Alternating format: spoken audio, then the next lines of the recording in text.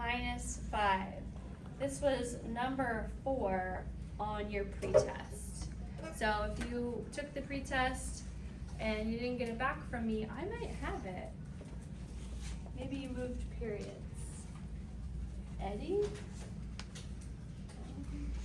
Give me a, we didn't get graph paper. Oh, did we? Students, were there any extra little slippy slips of paper? Do you have those slips? No? Did you pass them around?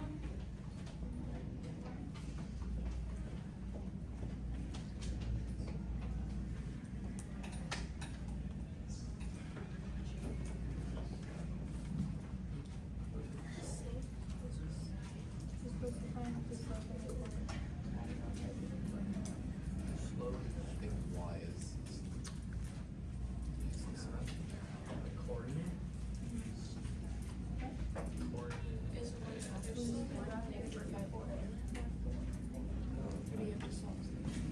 happens slope.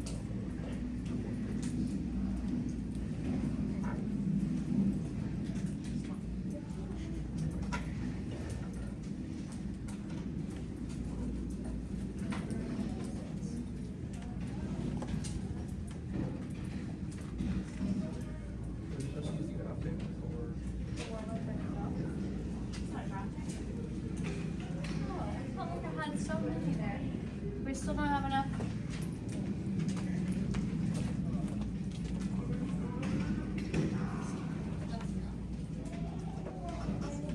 We are not in our graph paper yet. So, did you find your slope and minor set? I don't know. There's no way for me to know. Know what I know. Maybe you did, maybe you didn't. And the slope is 1/2. And a coordinate is 0, -5. And that's very nice.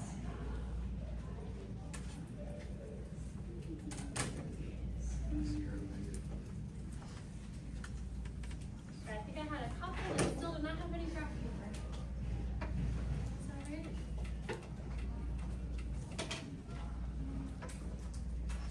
Have yours? No, am I confused? Okay, maybe now. Everyone has one? All right.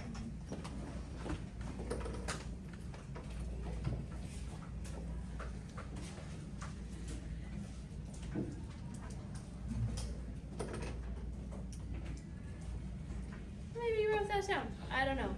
Let's get into it. We're gonna start with slope.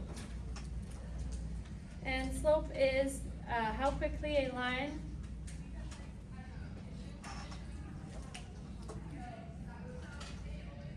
increases or decreases.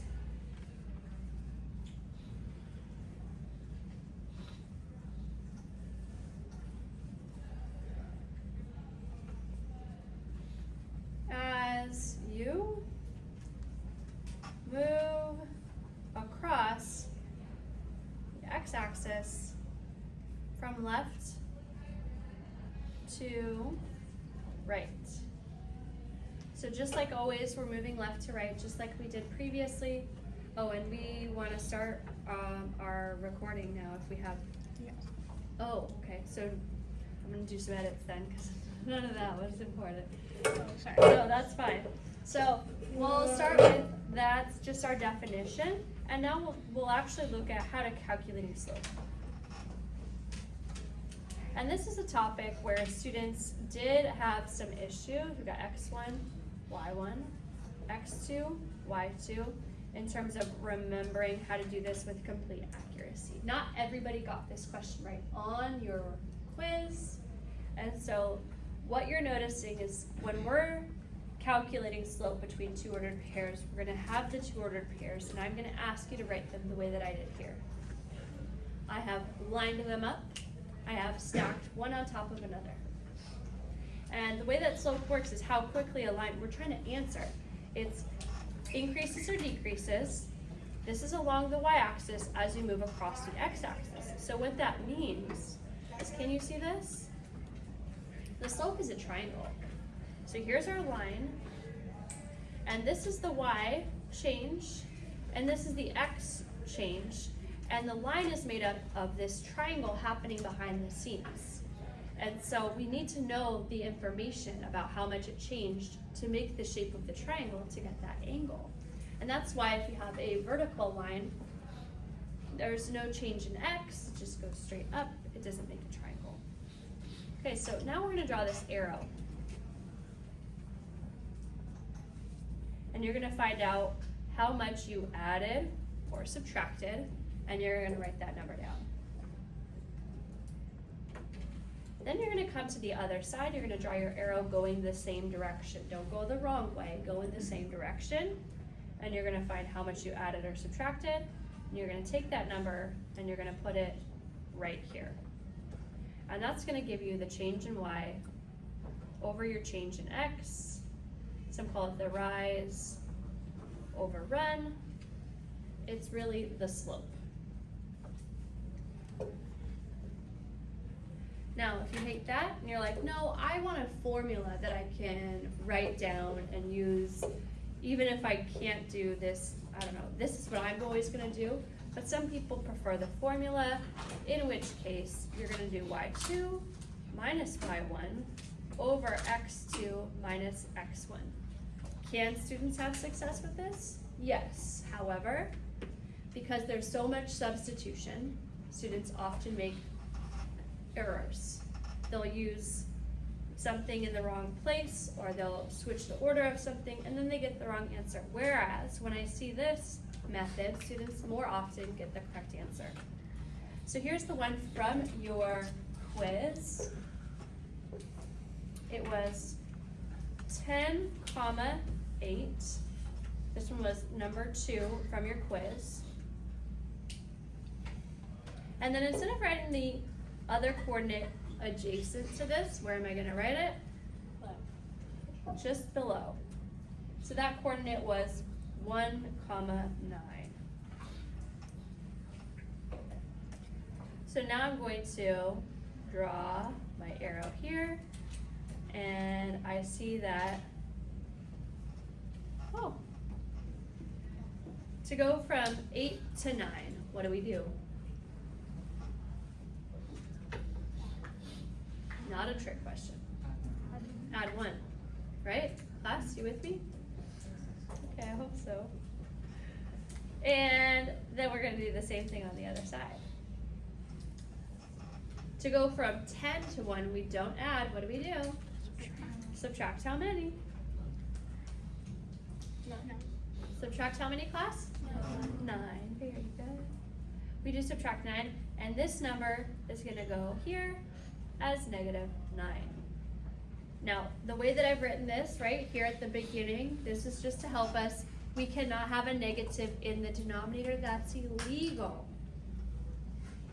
So we just move the negative to the numerator as -1/9, which means that we're going to go down 1 and to the right 9. And I'm always gonna call this is the number to the right, up, and this one is to the right. And so I'm always gonna try to get my bottom to be positive so that we're going to the right. If it's a positive slope, we'll go up, but this one was a negative, so we do go down. Sound good? So in your assignment, you'll have probably 2 of these to compute. And then you'll also do some graphing of lines, because we're trying to refresh all of our memory of everything that we know about basic graphing lines from Algebra 1. So this is for slope. Now let's look at graphing.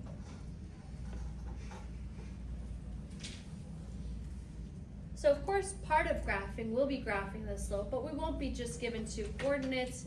But if you have 2 coordinates, just plot them and then connect the dots. That's how you graph a line. 2 dots connected make a line. So our first formula is slope-intercept form.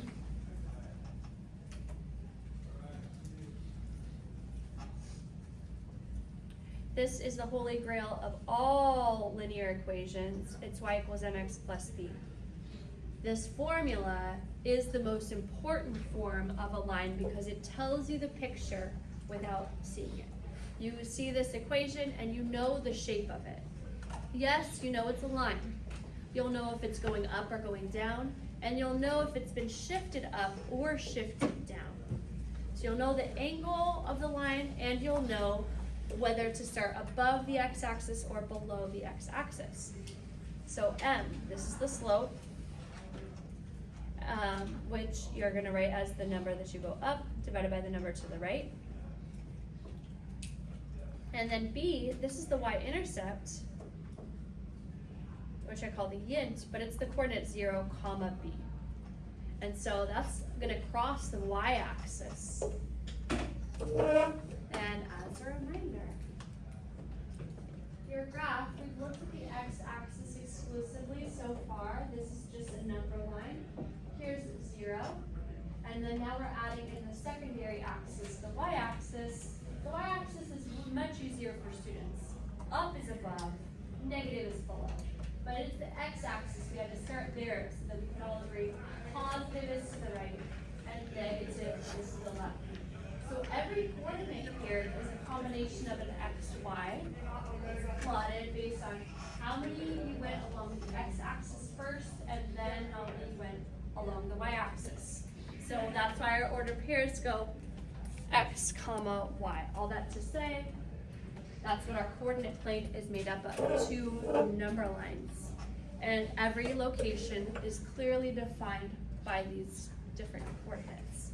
So let's start with an easy example. No, we'll start with a crazy example, and then we'll do it a little bit easier example. So here's our example. Let's do,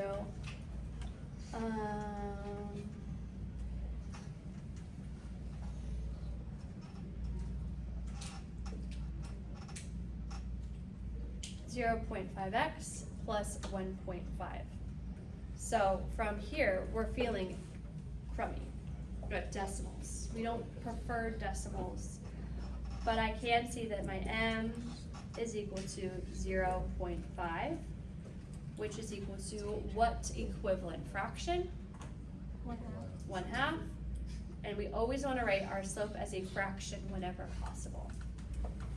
So 1/2, which means we're going to count up 1 and to the right 2. And by slowing down and labeling the up and to the right, I'm hoping that we're reprogramming your brain.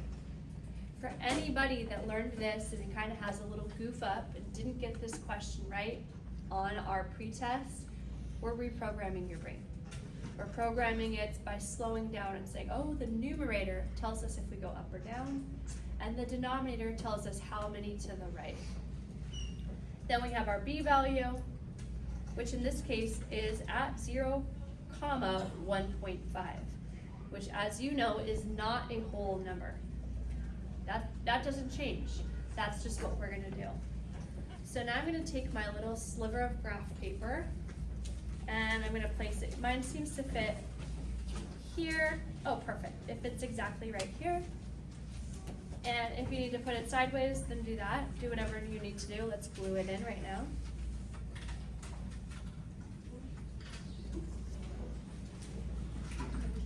If you need any glue, I have it in the back with the supply cabinets.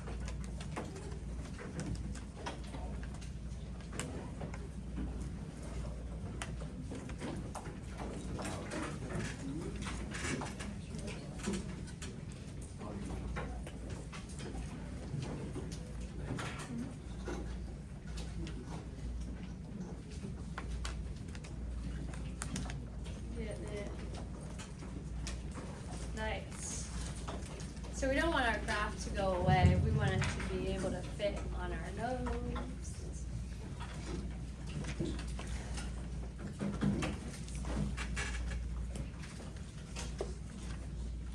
And if the graph is too big and you need to cut it, there are scissors back there. I'm just gonna make it work. And so you're noticing, okay, there's nothing on this graph, it's totally blank. So what do I need to bring to the table? I'm gonna actually need to put on here my grid lines. Because I don't have a really large number, I don't need to change my y-axis. But let's say I had a number like 12 as my y-intercept. 12 is a kind of tallish number, so that would mean I need to plan where 12 would go, and if my slope was positive, I need to count to the next spot so that I have enough squares, so that I would put my x-axis pretty low on the graph. However, if it was just the opposite with negatives, we would go and make it much higher. Because this number is near the origin and the slope is fairly small, I'm just gonna center my axes. Now when we draw our axes, this is graph paper, so we have to draw them. I'm just gonna pick what looks like mostly the center. Here's my arrow, and I'm gonna allow this line, I'm trying to draw over it. You can see I'm a human and I did make a little wiggle. Doing my best to label this and draw it as the y-axis. When you're graphing, I do want you to label your y-axis with at least the letter y. Just to slow down, remind your brain, oh, this is the vertical axis, this is y. I haven't had to graph on a coordinate plane that much. Maybe you did a little bit with your coordinate reflections and rotations. Is that something you did last year? Translations? Okay, so you guys remember this. Then along the horizontal axis, I'm trying to line it up on a line, and look at this X. See how it has the little extra? That's how my high school teacher made me draw my X. Do you see that? Can you see it? With the little like curl right there here. All right, so let's do it 1.5. So here's the origin, I count up 1 and then exactly halfway. And now I'm gonna count up 1 square, so that would still be at the center, and then over 1, 2. And again, up 1 square and over 2. So you can see that if I wanna go in the opposite direction, now I'm gonna do a double negative. I go down and to the left, down 1 and to the left. So I'll try that again, down 1 and to the left. Now if you have something straight, you want to use it. I have this watercolor painting here. So I'm going to line up my dots and draw a straight line. Because we're going to graph several on here, I'm going to label this as y equals 0.5x, plus 1.5. I ran out of space.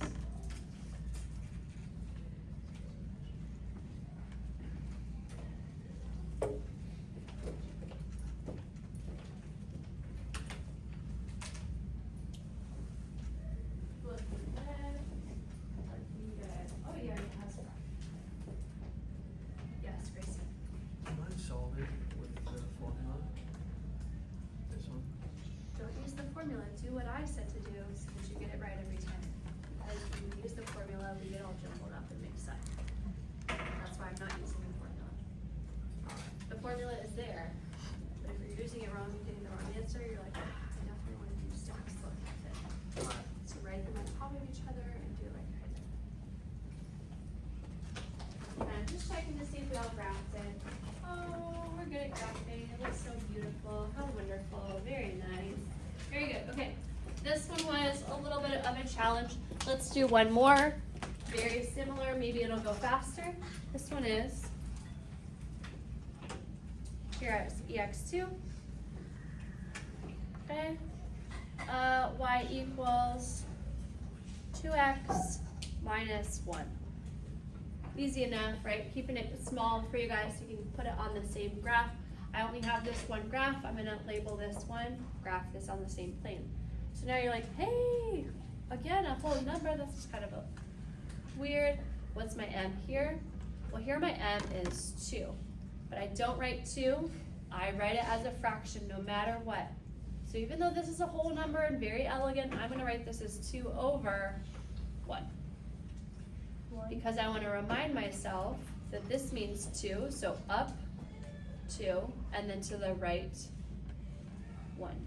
Why? Because some students forget how to graph a whole number, and I don't want you to forget. Then our b value is at 0, negative 1. So plotty dotty,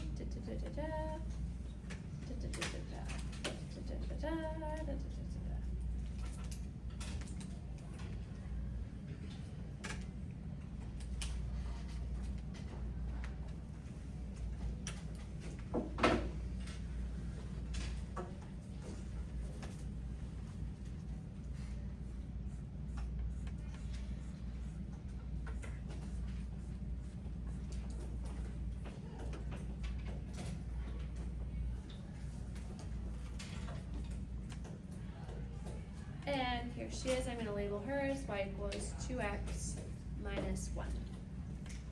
Isn't that nice? Now, I graphed really quickly because I'm a wizard, so let's see if you are also catching up, or if I went way too fast.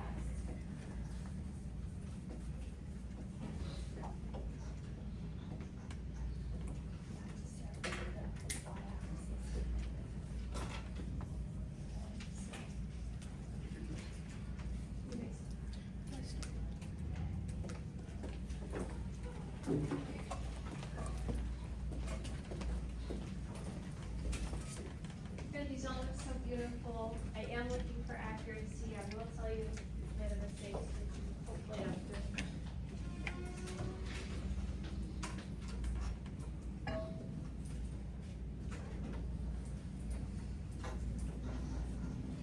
Good. Very good, very good.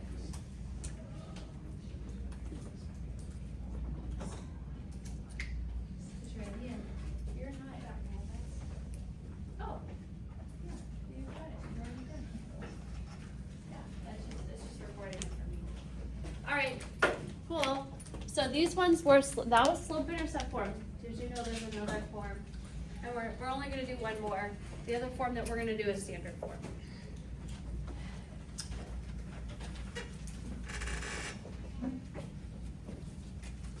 So standard form is a pain in our you-know-what, because it's not the Holy Grail. It's just some other form. And as you know, we used this for when there were two rates in a total to write our equations last time. So if it was $2.99 for turkey, that was $2.99x, plus it was $4.29 for roast beef, and you had 30 bucks, right? You were just adding two different things together. So what we don't see in this is what the picture looks like. We can't see the picture, which is a bummer. With this one, we can see the slope, we can see the y-intercept, we've got an idea. This one, nothing. So we can't even start, really. We have to do algebra. So option 1, solve for y. And that's not just y, that's y equals mx plus b. And you'll do that if you want to. And then I'm going to show you guys option 2 first when we do our algebra, just because, right, we just did this one. I'll show you that other example first, and then we'll look back at the mx plus b. Okay, option 2 is totally different. This one is intercept method. So this is find the x-intercept, which you might remember is x comma 0, and the y-intercept, which you were just reminded is 0 comma y, because that's also the b value. And once you have two ordered pairs, you just connect the dots. So this is kind of like just find two things to connect. So you find the x-intercept and the y-intercept by plugging in 0.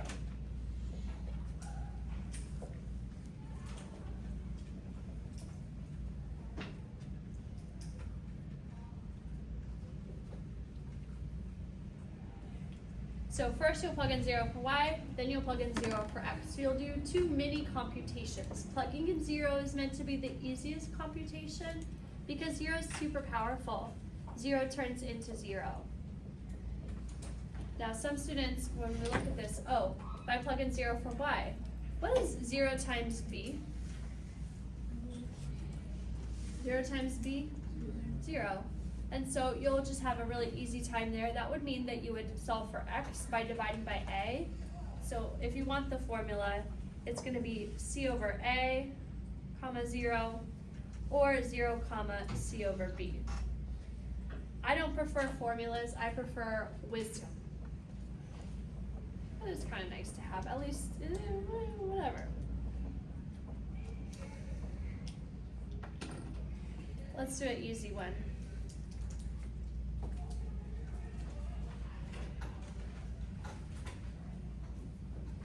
Okay, easy, right? 2x plus 3y equals negative 12. So it's definitely in standard form. We don't see the slope, we don't see the y-intercept, we don't see anything except for the equation. We have to do algebra. I said we're gonna do option 2 first, just for the practice, then we can look at option 1 second.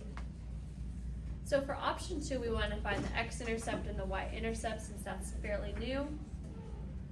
Here's the x-intercept.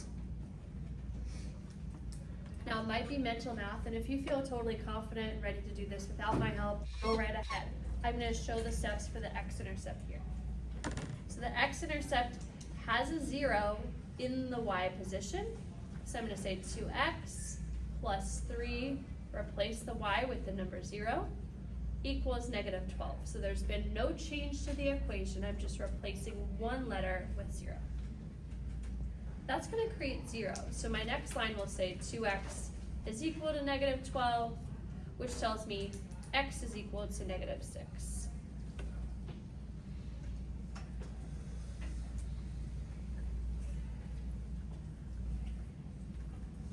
Then you'll plot that along your graph.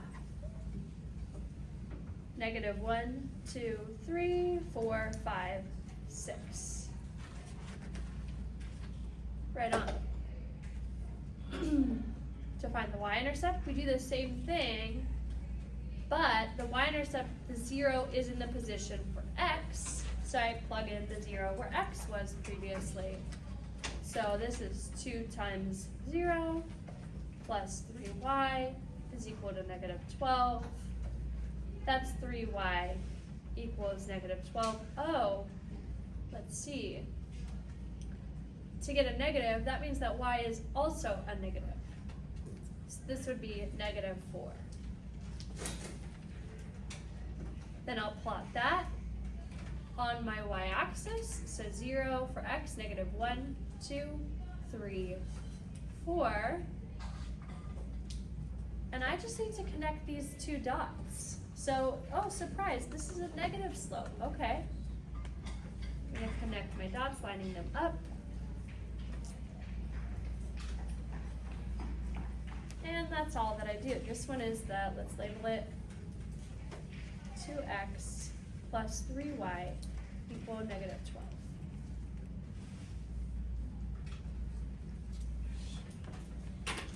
So the math here is not difficult. We love this when it's numbers that work out nicely. Even if the numbers don't work out nicely, at least you know where to plot it and you could get a pretty good idea. Now if you wanted to solve for y, here's option 1. We'll go back to the original equation. Now from here, we're going to solve for y. So here's y.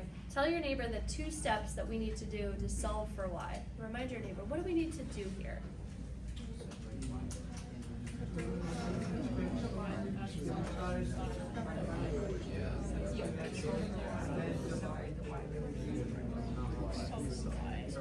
Times x equals 0. So we have choices. I think that it's easiest to move first. So my step 1 will be move x. So I'm going to subtract 2x from both sides. And then it's right here where if you're not sure, let's see. This has an x. Does the 12 have an x? No. So it's really important that you notice that these 2 are not like terms. I want this to look like y equals mx plus b. So I'm going to write this as negative 2x minus 12.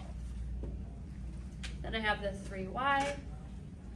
My last step, I heard you guys saying it, is to do what? Divide by 3. Now I don't just divide by 3 to the easy part. I also divide by 3 here.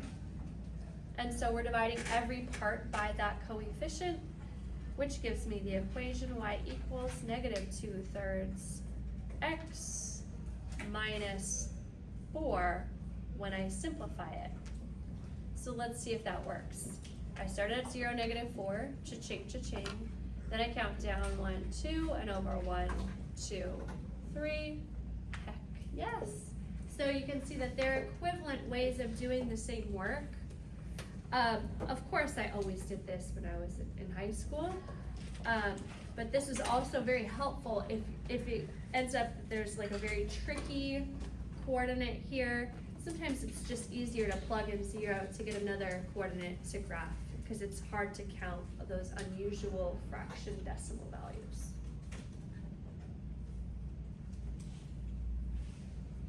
Okay, take a minute, summarize which method you like better. We can stop this and we're gonna do some whiteboard practice.